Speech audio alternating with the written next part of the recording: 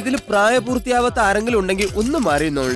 അപ്പൊ ഞാൻ ഒരു കാര്യം പറയും, തെറി വല്ലതുമാണെങ്കിൽ ഒച്ചത്തി പറയണു, പുതിയതാണെങ്കിൽ പഠിക്കാല്ല. പിന്നെ നീ ഒരുമാതിരി കോപ്പിൽ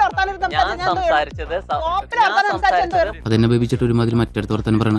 ആത്മീയതയുടെ മുഖമൂടി ഉണ്ടെന്നേ ഉള്ളൂ, ശരിക്കുള്ള ഫേസ് വേറെ. മാടമ്പള്ളിയിലെ ആ ചിത്രരോഗി ഇയാളുള്ളിൽ ഇപ്പോഴും ഉണ്ടല്ലേ?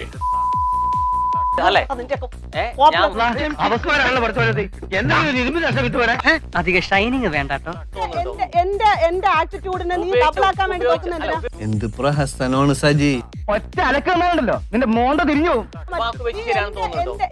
എന്റെ ആറ്റിറ്റ്യൂഡിനെ നീ ഡബിളാക്കാൻ വേണ്ടി നോക്കുന്നുണ്ടല്ലോ. സത്യം പറ, ഞാൻ ആരോടും പറയില്ല. നിനക്ക് വല്ല ഭ്രാന്തുണ്ടാ? ഞാൻ വലിച്ചു കേട്ടോ, നിനക്ക് എന്ത് സ്വഭാവം? തെറി കേട്ടിട്ട് ഇവളുടെ വീട് കൊടുങ്ങല്ലൂർ ഭാഗത്ത് എവിടെയാണെന്ന് തോന്നുന്നു.